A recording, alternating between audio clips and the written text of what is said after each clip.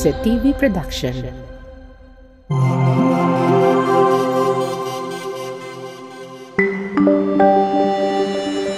Your only island TV channel.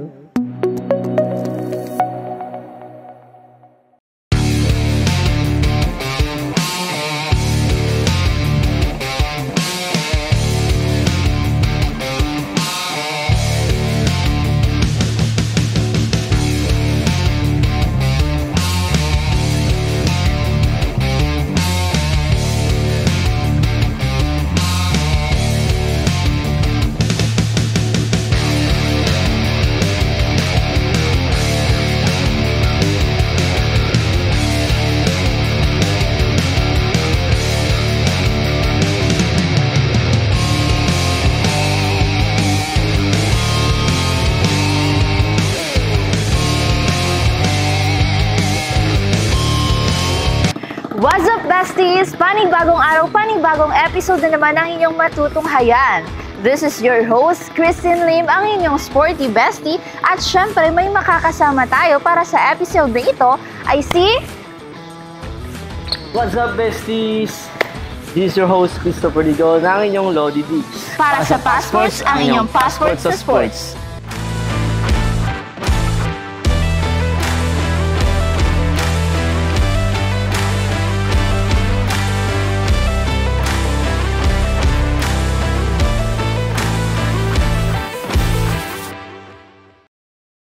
Besties, para sa episode na ito, may bagong laro tayong pag-uusapan at sure na sure akong alam na alam niyo ito.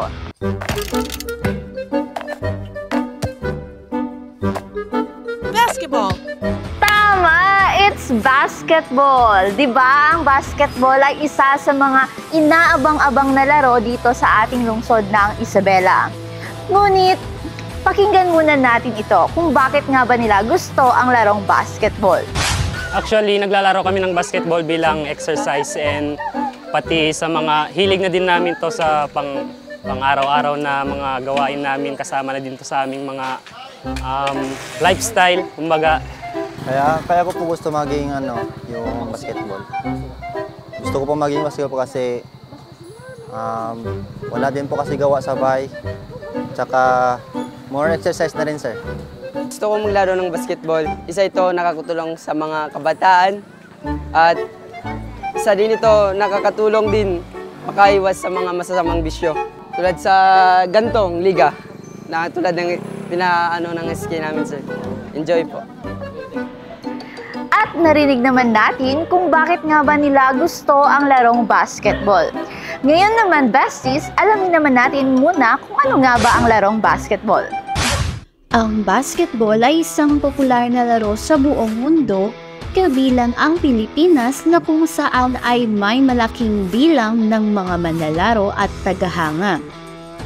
Ang basketball ay naimbento ni James Naismith, isang physical education instructor sa Springfield, Massachusetts sa bansang Estados Unidos noong taong 1891. Sinimula ng mga paliga sa mga kolehiyo sa bansa at kalaunan ay naging tanyag na larong pandaigdigan. Ang basketball ay isang larong palakasan kung saan binubuo ito ng dalawang kuponan na may tag-5 miyembro.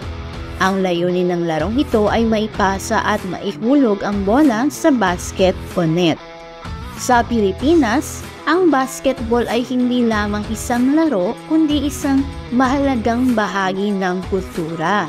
Maraming tao ang naglalaro nito sa mga barangay courts, eskwelahan at maging sa professional na liga tulad ng PBA o ang Philippine Basketball Association. Kilala rin ang Pilipinas sa kanilang malalim na pagmamahal sa laro at ang mga manlalaro tulad na Robert Jaworski, Ramon Fernandez at Alvin Patrimonio ay itinuturing na mga bayani sa mundong basketball. Sa kasalukuyan, patuloy na dumarami ang mga manlalaro at tagahanga ng basketball sa Pilipinas, patunay na ang pagmamahal sa laro ay hindi mawawala sa bawat Pilipino. At yun na nga, nalaman na natin kung ano nga ba ang larong basketball. Sa susunod, may makakasama tayo ng mga magigiting at napakapoging mga basketball players dito sa lungsod ng Isabela. Ating alamin kung ano nga ba ang kanilang maganda at makulay na paglalakbay bilang isang basketballista dito sa lungsod ng Isabela. Huwag kayong aalis dahil magbabalik ang Passports, ang inyong Passports sa Sports.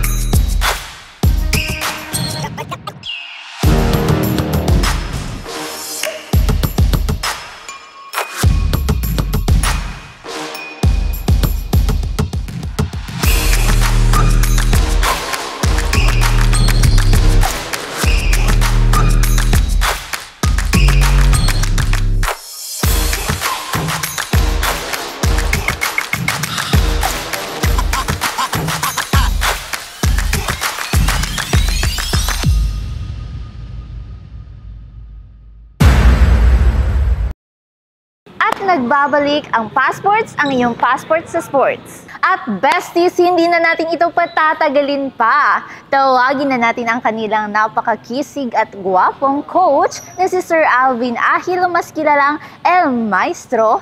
Siya ang coach ng Merkjerk Basketball Team. At ayun, kasama natin ang coach ng Merkjerk Basketball.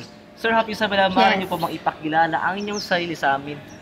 Manang umaga po, ako po si Alvin Ahil, ako po ang kasalukuyang coach at saka ako po ang nagpatayo ng Merkjerk Basketball Club dito sa Isabela City. Kumbaga coach at the same time trainer. Yes po, yes po. So sir, congratulations po pala, di ba? May recent activity po kayo na kinandak. Yes po, nung nakaraang linggo, meron po tayong Merkjerk Basketball Club Clinic kung saan meron tayong mga bata na trinain dahil sa gusto nilang matuto maglaro ng basketball. So, tinayin natin sila sa mga skills and basic fundamentals na kailangan sa larong ito. That's nice sportivity, di ba? Yes. So, ilang participants po yung nakalahok sa basketball? Nung nakaraan, meron tayong more than 37 participants. Actually, kinat ko na po siya kasi more than 50 yung gustong sumama. Kaso, hindi natin ma-accommodate lahat kasi kapag ganun na kasi kalaki yung numbers ng participant, mahirapan tayo silang i-train. Especially, ako lang mag-isa lang ako nag-train. So, maybe, next season, gagawa tayo ulit para ma-accommodate natin ang ibang mga bata na gustong mag-train.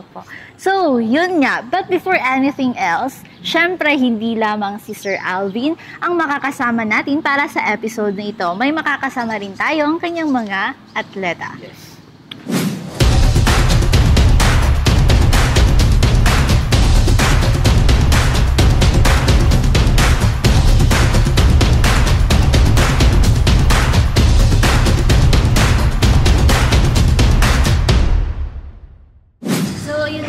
Isabela, sir, mga artist. So, first of all po, pwede niyo po bang ipakilala ang inyong mga sarili? Yes, let's start from... Hi, I am Joshua. Hi, I'm John again. Hi, I'm Johan. So parang Triple J. Joshua, Jonar, Johar, JJ. So, and si Sir Ahil. So, kamusta kayo bilang mga players ng Merkjerk Basketball? Okay lang? Ikaw? Okay lang din si SK natin? Same lang din po. Okay na. Matanong ko lang po, sir, paano po ba nagsimula or nabuo ang Merkjerk? Paano tayo simula? Dati kasi I was basically in Buanga. Meron akong binuong doon. Doon talaga yung nagsimula. So, nagsimula kami doon hanggang sa pag-uwi. So, dinala ko yung team dito. So, doon, mas mabilis kasi mas malagaling na yung mga player. So, I challenge myself na why not dahil dito, bumuo ako ng team saan tuturuan ko yung mga bata. Share ko rin yung mga natutunan ko. Kasi lumaki ako dito nang walang coach. So technically, walang training. Tulad ng ginawa na walang mga training kami dati. Makakapag-practice lang kami kapag makita kami dati. So why not gawin natin yung gagawin ko yung reason na mas basketball, maturuan yung mga bata dito sa larong basketball. So sir, matanong ko lang, bakit po ba Murder na yung pangalan sa inyo kasi? Yung Murder kasi, lumabas lang sa Pilipinas sa player ko dati. So parang ano lang siya, parang sinabi lang bigla. So yun na yung ginawa namin team. Pero the name itself kasi embodied not only me but the entire team working. Kapag members sila dito, kapag players sila, required sila na mag-behave na disiplinado talaga. Kasi once, sabi nga nila, kapag nanggaling sa akin, yung mga players natin, disiplinado. Kasi I don't think train lang sa basketball, kundi ni-prepare ko lang sila for future nila, especially sa kanilang studies. Sir, matanong ko lang po. Gusto ko lang pong malaman, bakit niyo po ba gusto ang larong basketball?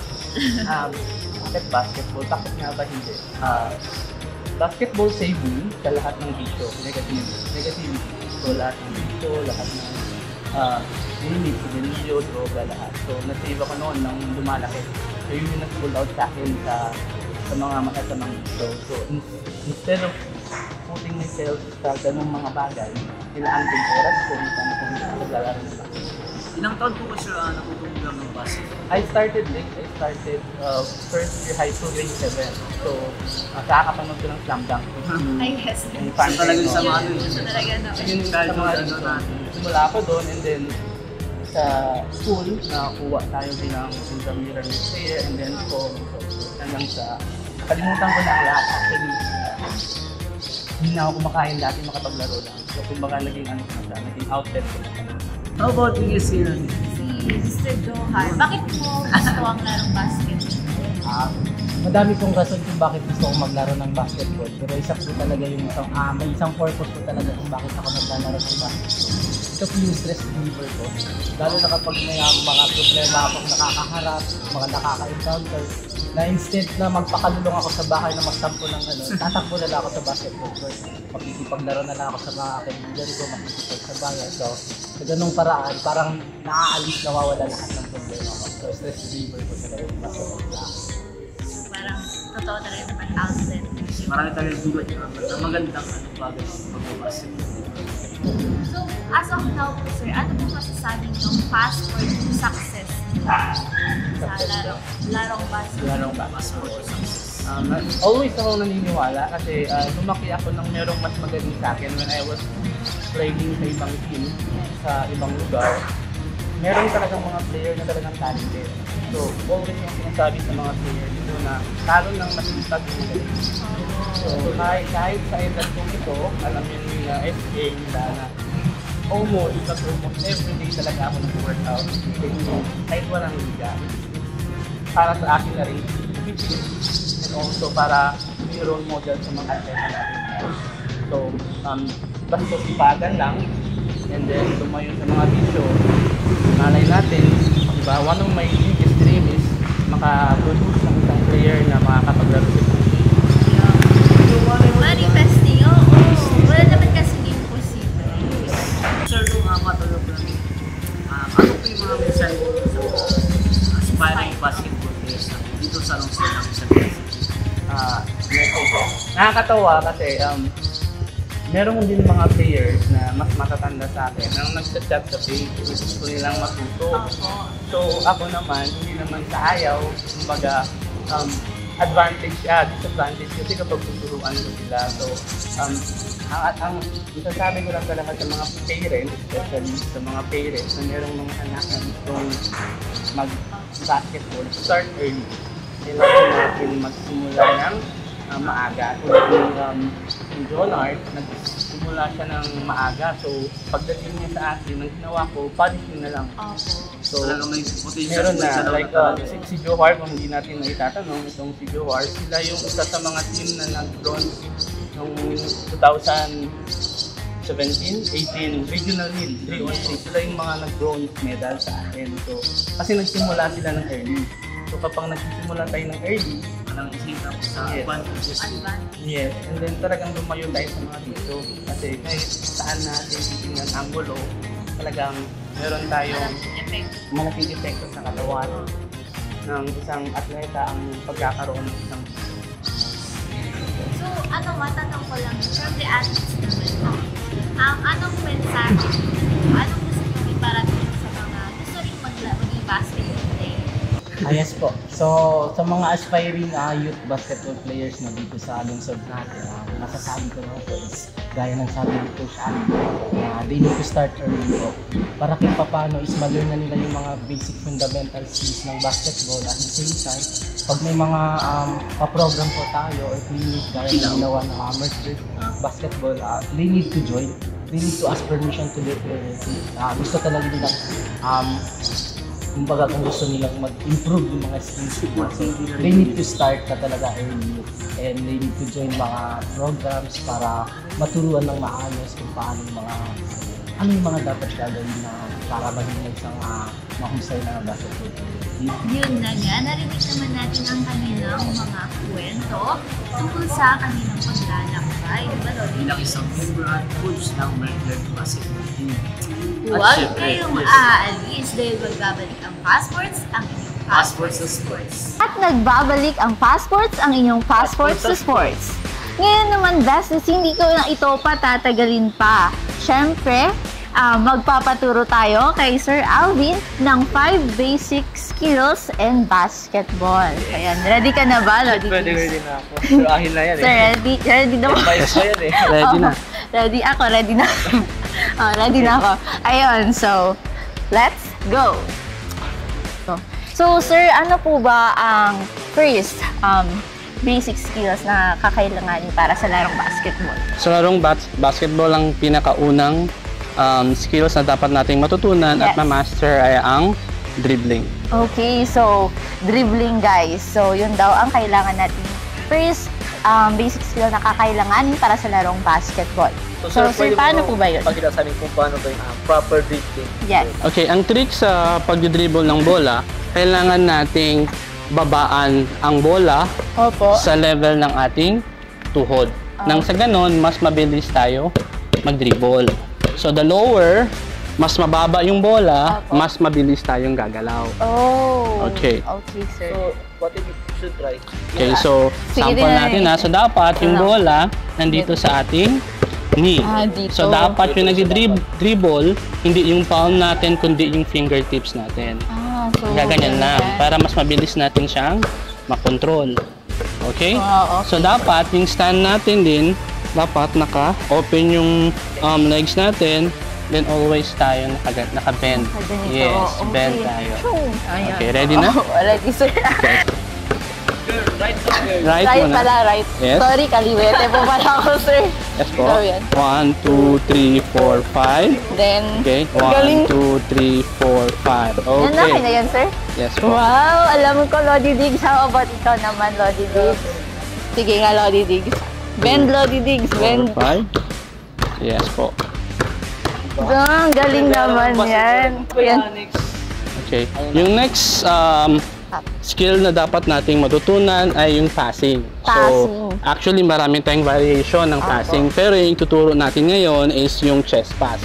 So, from its word, so dapat yung bola nanggaling dito sa chest and then 1 foot forward and then ipapasa natin. Opo. So, dapat yung target natin will be on his chest. Okay. Alright?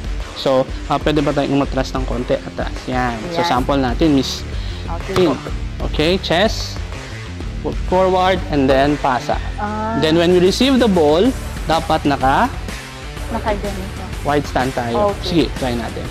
Yun. Alright, so pagpasa. Yan. Catch. Ganyan. Okay? Okay. So, spread tayo ng konti. Okay? So, una muna kay Opo. pasa. Yun. Yan. O, yun. Then, And 1 foot forward, pasa. 1 foot forward. yan. 1 1 foot foot forward. Okay. Yun So, na po ba, sir? yes po. Okay. basic. Kuha na? Opo, kuha po, sir. Alright, so meron tayong next. Yung next natin ay ang basic jump shot. Basic jump shot. Okay. So, paano po yun, sir? Okay. Ready So, ka na ba? Ready na? paano tayo mag-shoot sa ring? So, ang tip ko dito is always dapat naka-align ng ating if right-handed tayo, Opo. right foot, ang ating knee, ang ating elbow, and ang ating palm. Dapat siya naka-align always. Opo. So, lapit tayo ng konti sa ring, ha? Okay. So, dapat naka-align siya parati when we shoot. Yes, sir. Alright, and then kailangan nating i-bend. Bend ng konti ang knee. Opo. And then, shoot natin yung bolang ganon. Wow, shoot na Okay? shoot. Parang dito na ako So, mahihina. Kailangan nating hawakan yung bola ng ganyan. Basic muna tayo, tapos baba. Make sure na align lahat. And then we hold. And then we shoot. Kuha. Opo. Okay, subukan natin. Oh my goodness. Lapit tayo ng konti. Sige, sige. Pwedeng left. Pwede. So long as align. Align ang... Yes. Hawakan mo muna. Yan, ganyan.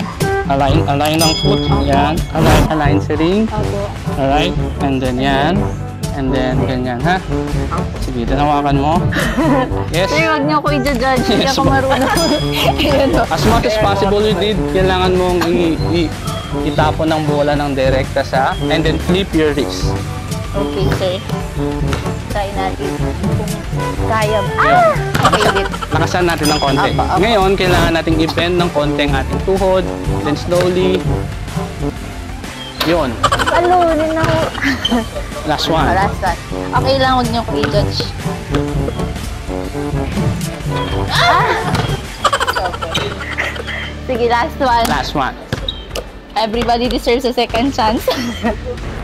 Pwede na! Ayun. Hi, yun. Oh. Ayun, ikaw naman, Lodi Diggs. Sige, sige. Basic na lang sa'yo yan, Lodi Diggs. Galing naman. Okay. Ayan. So, pang-ilan na po ba yun? Pangatlo. Pangatlo. So, ano po yung pang-apat, sir? Pang-apat, so ngayon tuturuan ko kayo ng basic layup. So, ang concept dito, para lang tayo nagtatapon ng basura sa basurahan. Yes. Oo, ayan. So, ano yung gagawin natin ngayon? Kapag right-handed tayo, kapag mag-dribble tayo, dapat ang tatalon, pag right ang mag-shoot, Opo. left ang foot ang tatalon. So, pag left tayo, right, and then left ang mag-shot. Kuha. So, subukan natin. Sige, Sample sige, po, ha. So, sample natin, ha. So, right. Wow. My God, kasi. Paano yun, sir? 1, 2. 2. Tingin ka na sa ring. Mayurda para sa'yo. Ay, di talaga ako marunong. My goodness. Ikaw na. Right, yes. Go, Lodi Diggs. Okay. Yan, tama. Yay! Oh, sige na. Sir, ano na po yung susunod na skill? Yung last. Alright. Yung last skill natin ngayon ay hindi na natin kailangan ng bola. So ngayon, pupunta na tayo sa depensa. Opo. So kanina, yung mga skills na natutunan natin para yun sa opensa. So ngayon, magdidepensa tayo. Opo. So, lalagay natin ang bola dito sa tangkad. Dapat Opo. din sa bilis. So paano natin ma-develop ang bilis natin? Kailangan lang ang trick dyan, kailangan lang natin maging mababa. So dapat, naka-open stand tayo. Ayan. Alright? Naka-open stand tayo. So ngayon, ang tawag dito, in layman's term, is lateral. Apo. Pero para mas maintindihan ng mga manonood, tatawagin natin tong crab walk. Crab walk. Alright. So crab Okay, walk, sir. di ba yung crab side to side lang? Alright. So side to side to. Pero para mas mabilis tayong gumalaw, kailangan nating gawin ng mas mababa. Kasi pag ganito lang, hindi tayo mabilis. So dapat mababa. So ganito. Yan. Yan. Yan. Then balik sa kabila. Ang balik ko din. Yan. Ganyan. Okay, ganun. Oh, Yes. crab. So kapag bibilisan natin yan, bilis tayo. Ay, alam ko na. Kabila. Ganon. Oo, ganyan. Sige po. Galing ka pala dumipins. So, pinsa ka lang may... Oo. Opo. So yun yung 5 skills ng Kakailanganin para sa larong basketball. At yun na nga guys. Nag-enjoy ka ba, Lodi? Ako, May natutunan kami basic skills. oo, ng basketball. So thank you very much. Oo. Siyempre, baka si Sir Ahil na yun. Talaga may proper positioning, Oo. defending, at Oo, proper like, holding. bayan. So, ayun na nga. So, wala na ba tayong ano? Ay, sir, baka po may gusto po kayong i-shoutout. Opo, sir. Gusto kong pasalamatan unang-una ang SK Chairman ng Kabumbata, si Mr. Johar, para sa pagpapaunlak sa atin sa paggamit ng kanilang court, at sa Barangay Captain na rin. Maraming salamat din sa inyo sa pag-imbita sa amin sa inyong programa. Yes. So binabati ko ang mga members natin, di ko na sila papangalanan, na mga natin, yung family ko, yung asawa ko, yung ibang tumulong, especially sa clinic natin. So marami kasing tumulong, especially yung si Barangay Captain Nelson Aguinid ng Mensi sa pagpayag sa amin na gamitin yung court nila para sa aming clinic. Sa SK Kagawad, si Birik Waro, si Alamara, at marami pang iba. Yes. Thank you po so much, sir. Thank you so much po, sir. Ang Merchurk basketball team ay naglalayong magtagumpay hindi lamang sa larangan ng sports kundi pati na rin sa akademya. Ang bawat manlalaro ay sinasanay na magkaroon ng balanseng pamumuhay kung saan pantay na binibigyan ng halaga ang edukasyon at ehersisyo. Sa kanilang pagsasanay, itinatanim sa kanilang isipan ang kahalagahan ng disiplina at kagandahang asal sa ganitong paraan. Layunin ng kupunan na makabuo ng mga hinaharap na manlalaro ng basketball na hindi lamang mahusay sa loob ng court kundi pati na rin sa labas nito. Balang araw, sila ang magiging karangalan ng lungsod ng Isabela, dala ang pangalan ng Merchurk sa mga tagumpay na kanilang makakamtan. And that was it, you guys! Sana'y may natutunan kayo at nag-enjoy para sa episode na ito. Kita-kits sa susunod na episode, kasama pa rin ang inyong sporty bestie, Christine, at si Christopher Ligawan, ang inyong Dodi Beats. para sa Passports, ang inyong passport sa sports.